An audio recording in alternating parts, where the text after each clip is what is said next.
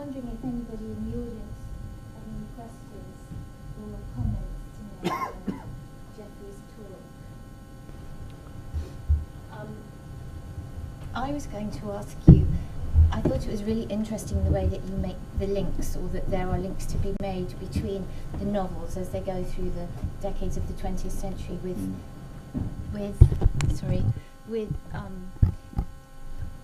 events in China and relationships between China and the West, and then the films are and the books are contemporary, more or less, with what's happening, aren't they? So when you move into the late 60s and the remakes of the film, that then they get set, they're made period, and they're set back in the 20s. Yeah.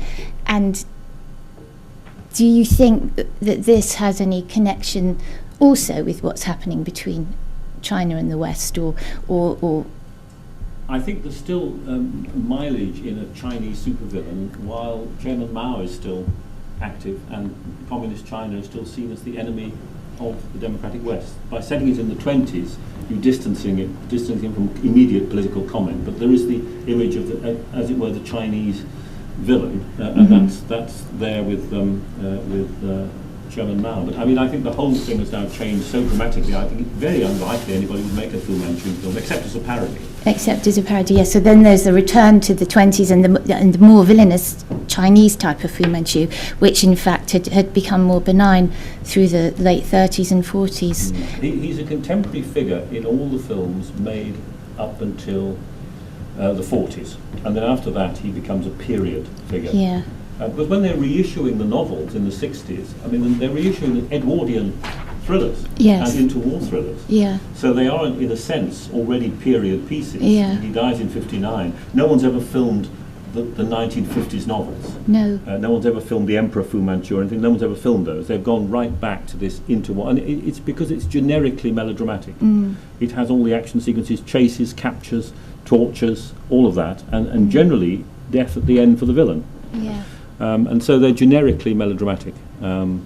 It's also interesting what you said about the League of Extraordinary Gentlemen, and the way that from all of the iconic figures of the turn of the 20th century, that they leave him out. They do, yes. And they include Chong Li, the character from the Thomas Burke Limehouse Night Stories, who's like the counterpart to Fu-Manchu, isn't he? I don't think Thomas Burke carries the same kind of baggage now as Sax Rohmer.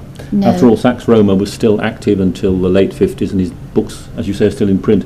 Thomas Burke is, I think, now more of a period piece and more of an acquired taste, and not a household name in the way that Rohmer, to some extent, still is amongst the pulp fiction fans, which is why I think he was included by Alan Moore, wasn't it, who wrote The League of Extraordinary Gentlemen. Yes, I hadn't read the graphic novel. I only happened to know that they announced that they were going to eliminate Fu-Manchu. Because it's just too awkward. It would have created all kinds of protests by Chinese-American groups particularly. So they take this completely unknown Chong Li figure and rehabilitate him. Well, when they did a comical Charlie Chan film in, I think, the 60s with Peter Ustinov called Charlie Chan and the Dragon Queen, there were massive protests from Chinese-American groups saying that this was demeaning.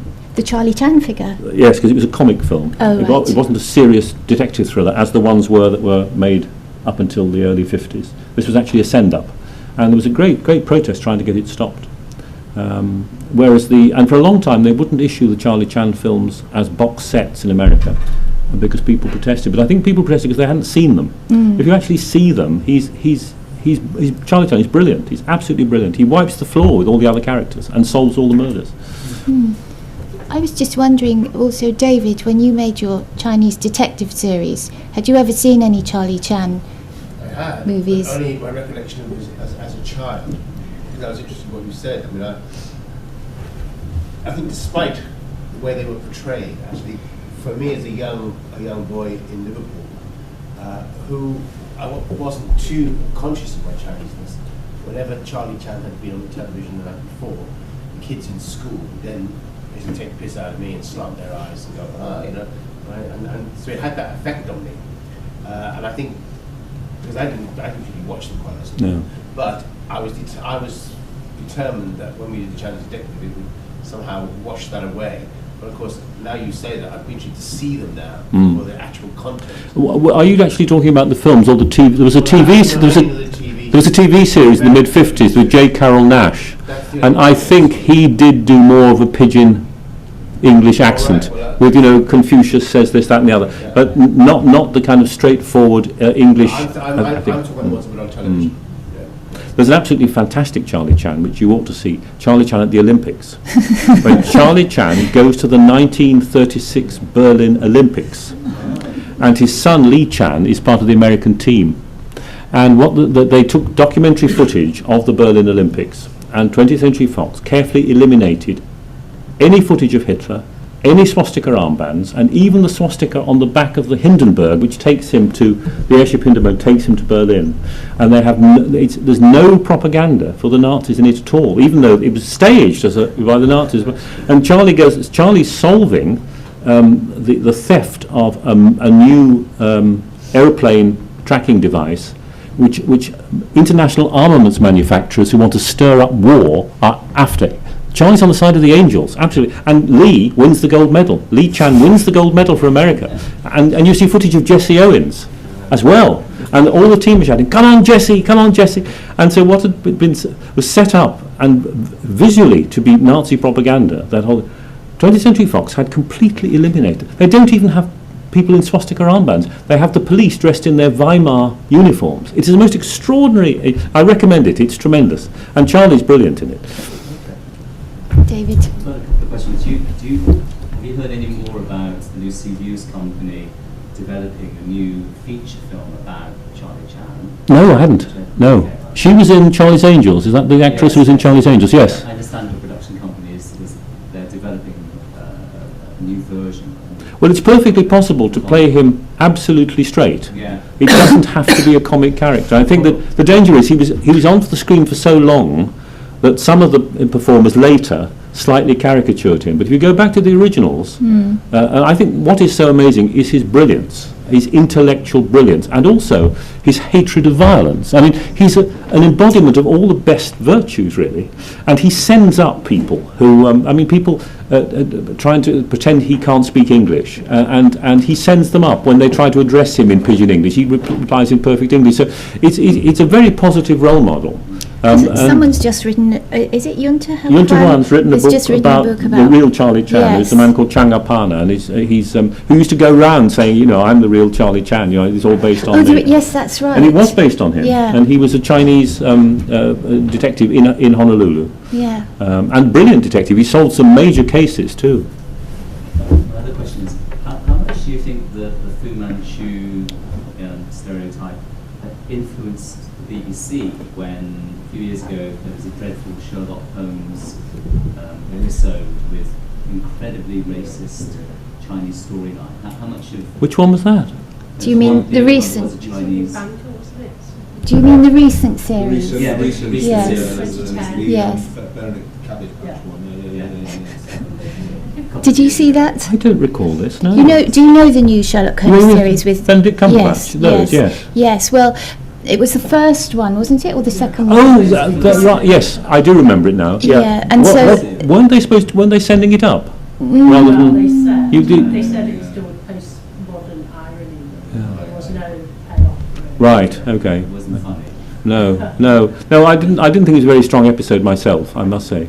It just was a return to certain stereotypes about Chinatown, and obviously all of those episodes have references to the original but see, story. I think the only home story in the entire canon, I think, which involves the Chinatown is the Man with the Twisted Lip, which has the opium den in Swandam Lane, the Bar of Gold, it's called, and that's it. It's really incidental to the plot. Yes, but it's funny then because every TV or film representation will feature an opium den, or feature a cafe in a way that they weren't there in the original, because it's just a hideout. What you've got, and this is quite clearly a kind of cultural legacy, you've got a set of associated images. When you mention Chinatown, opium dens, tongs, and hatchet men, the people who are going out doing it. There's a dreadful film called The Hatchet Man with Edward G. Robinson as the most unlikely Chinese assassin you've ever seen, and that's based on a very successful stage play by David Belasco that had run in America, for years. And the word Chinatown summons up these images, and it's almost impossible to break out of that, because it's 100 years of this, not just in Fu-Manchu, but a whole range of lesser novels. And there were lots of imitation Fu-Manchus by other people. Even the fantastic Polanski film Chinatown,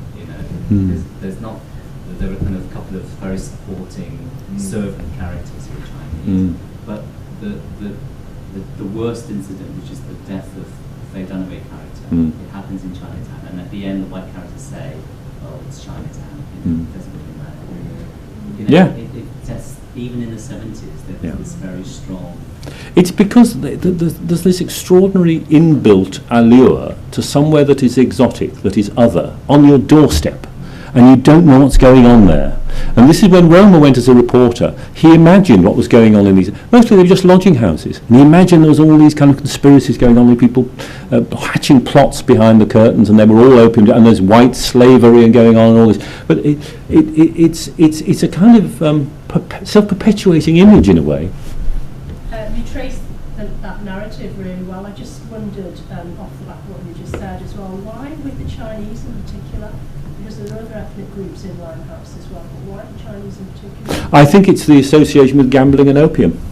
I think it's, and also there were a number of court cases about, a lot of the men in Chinatown were single men, and there was a lot of court case stuff about them associating with white women, and this of course got the tabloid headlines going. In fact, there were various statements by chief constables saying that this is all fiction, that there's no kind of white slavery going on. It's complete rubbish. And well, it was interracial marriage as well, and then the police reports would say, well, what happened with the other ethnic communities? Yes. Mixed relationships. But what you got with say the West Indian communities was you were having films about the empire. The British, I don't think, make very many films about China per se, but there are all these films about black people in the empire. But you got a repeat of that in the 50s when you had an influx of black immigration. Exactly the same stories were told about sex and gambling and slave trading.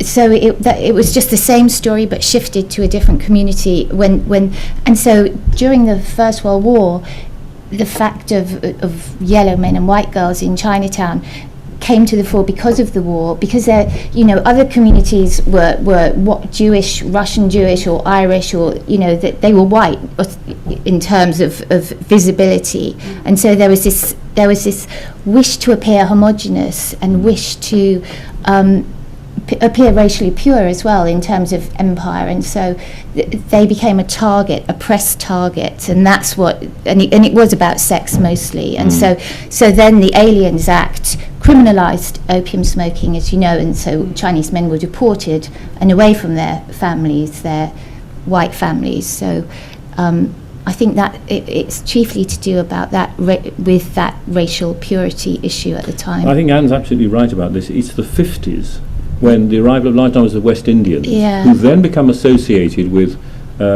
similar weed, things, ganja, and all that, and gambling, and nightclubs, and wild dancing, and interracial sex, and then you get the race riots in Notting Hill in '58. But it's a couple of generations later than what affected the Chinese community. Stuff like it has with the Chinese community. On the mainstream level, no, it's still there. I mean, a lot from sort of being outside the Chinese community. Coming here today, for me, it feels that whilst there's lots of similarities with experiences, say from the African Caribbean community in terms of representation, and also the South Asian community in terms of representation, it feels that the sort of British Chinese communities are just a little step behind in terms of where they're at, both in what they actually expect to see of themselves. This is based on discussions we've had today. But also in that burden of representation, that feeling that you're not seeing the variety that exists in your communities, and then say that's an experience that is still being debated within, say, the black communities, within the South Asian it's very much about Britain still kind of coming to terms with it. So it's almost like, I think there's still at least another generation of frustration and energy around it for everyone. Just that it's the layers of representation, so that I wouldn't say that. I mean, that a couple of weeks ago I went to something called Victorian Theatre, and there's still issues around the fact that there feels that there's too many plays where there's always a black male body on stage. Yet there are artists that feel, well, actually that's their way of telling those stories, that people pay attention to the issues that are broader than that. But there's a body of artists that say, yes, but we're sick of just seeing that, because there's other stories to tell. There's stories of, say, the grief and the victim. There's also the story of, say, the perpetrator of that crime and where they come from. And it's almost like part of the problem is there's not enough people telling their different stories. Yeah, there's particular stories within different ethnic groups that seem to have currency. They have currency. And I think that particular story narrative has currency within the Chinese community. And I just wondered why that one seems to have adhered. And I think that the stereotypes for the Black and Asian community are different. To me, they have different things that have stuck in the think there's different, like the different sexuality of black men and things like that. The sexualization of the Chinese men is very different, very feminized. Yes, as well. Of essentially the yeah. specificity of the stereotypes. But it feels what I'm interested in is this particular nuance, why this particular narrative, this particular nuanced racial stereotype is stuck within the Chinese community, because as you said, there's no evidence for it. No. That's what I was interested in.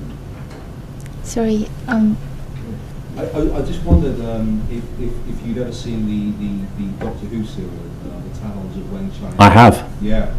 Because it was made. It's 1977, I think. Yeah.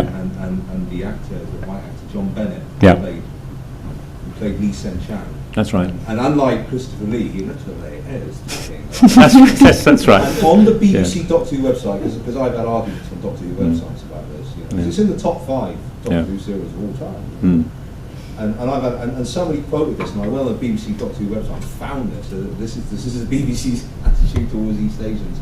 That Bennett's performance is so finely observed and nuanced that it is difficult to believe that he isn't actually Chinese. And I have to say, as a 10-year-old kid watching it, I said to my mum, "What is that white bloke with I mean, or Japanese. I thought he was probably Japanese. I couldn't work it out at all. It was bizarre. If you want to see something that's even more unlikely, try the film Genghis Khan, in which James Mason plays the Chinese ambassador. Anything less likely to be... And in the same film, Robert Morley plays the Emperor of China, and he doesn't even bother to play anything other than Robert Morley. I mean, they're even worse than the talents of Wang Chai. But I mean, James Mason plays with that sing-song with buck teeth and a smile and that sing-song, that voice, you know. And it's a complete send-up. And he's supposed to be a serious role, the Chinese ambassador, you know. He's come to negotiate a treaty with the Mongols, basically, Omar Sharif. And really, you can't believe... This is 1965. You can't believe they're doing that, Brit. It does seem to me that's one thing. I mean, because I do agree with you. I mean, I'm in a black filmmakers cooperative, and yes, it's exactly the same. But we are a generation behind in terms of like the practice of yellowface. It's still quite vigorously defended in certain quarters. The idea that white actors can pretend to be Orientals is still quite vigorously defended by certain people. Well, I recently watched the box set of The Chinese Detective, which came out on DVD, and I wondered why. I thought it was very good, and I wondered why there hadn't been a follow-up of that with a Chinese actor playing the lead. Which Chinese detective? The series, The Chinese Detective, with David Yip. Oh, your Chinese detective. So what was your question? Why there hadn't been a follow-up? Oh, It was such a good series because that. Thatcher came into power. So Is that- it was very anti-conservative. I know that. To be quite honest, I think what it was all on film. It was very bleak. And again, it was the main character. But there were 2 series, weren't there? There were 2 series. Yeah. But also at that time, what's the series? That's the John Nettles series came out. And quite honestly, I think the BBC and Ruthlessly were cutting, and they just thought their money is much better spent in the Isle of Wight or wherever John Nettles thing was set. Oh, Bergerac. Bergerac, yeah. than rather the bleak Chinese stand-up. But whatever it was more pleasant on the eye than certainly the. But they have certainly seen it worth to put it out on DVD as a box set, haven't they? 15 years. Yeah, sure. Yeah, no, absolutely. Did you have a question? I think at the moment, at the present time, the Dr. Fu-Manchu image still in the Chinese community seems to be very invisible and secret community in modern days. And actually, the easy jargon of yellow pearl is easily borrowed. Even up to today, these recent days, the tabloids, they still use the return of yellow pearl in this country to describe the Chinese consumerism. Buying up spending money in UK, they're buying more industry. It seems to be a return of yellow pearl. It's so easy to use these terms. So beware. Well, the equivalent of that used to be the Red Menace, which was communism. I mean, that was used all the time, both of Russia and China, the Red Menace. And the Yellow Peril, I think, having been dormant for a while, clearly that this business of what's been going on economically in the world, it's resurged because it's shorthand, isn't it? It's kind of convenient. But they don't actually use the term. I mean, it's not articulated as, nobody actually writes Yellow Peril. Yes. It's the same thing, it's the same idea. I saw a play last week at Theatre 503, which would regard themselves as progressive theatre, and it's a terrible play set in a Polynesian island, and there's these two black characters who are really, really horrible, patronising. But the Chinese are used throughout the play as, look, if we're not careful, if UNICEF doesn't, the Chinese will come, the Chinese will develop, the Chinese will do this, the Chinese will build factories here. And there were no Chinese characters in the play, obviously. The Chinese were this kind of off-stage evil presence. And the problem is, I mean, as well, because they were obviously using the word Chinese to describe people from China, but that, Chinese is also a racial group. So I thought we were all being stigmatized in this kind of silent, invisible, offstage presence that was bad. It was absolutely bad. It was going to come to this lovely innocent island and build factories and pollute it. And, it was extraordinary. Well, and it was Yellow Peril. But if you look at the popular culture, there's always a succession of villains. For a while, all villains were South African until apartheid was ended, and then they were North Korean. And now they're looking for something different, and because of the economic situation and all the business, and all the Chinese who are doing things in Zimbabwe and building all the railways and all taking over the companies here and there, the Chinese who are an economic threat, you see that them, of course for a long time, it was in the Cold War, it was the Russians. I mean, it was always the Russians. Throughout the 50s and 60s it was the Russians.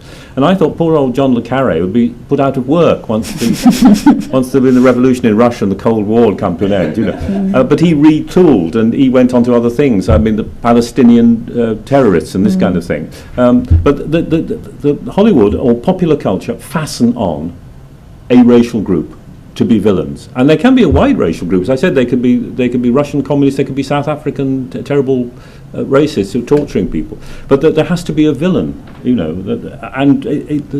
fashion dictates politics. Well, like in the remake of The War of the Worlds, as well, you have the threat coming from the Middle East, displaced to there. I don't know if you saw that film. I thought they were Martians. No, yeah, Martians from the Middle East. Oh, well, they're Martians from the Middle East, are they? Right, okay. No, I mean, that was the kind of contemporary take on it. Well, Martians are quite useful because I don't think they've got an embassy in London, and they're not likely to protest about them being used as villains. It's a case of going back to 1984. It's the need for two nations. Yes. So your nations keep changing. They do. That's exactly what it is. The money will be made if you spot the next one and get in ahead of who's the next racial group who are to be the villains, and you make a fortune. Okay, well, I think we need to draw it to a halt there. Thank you very much, Jeffrey. That was a wonderful paper.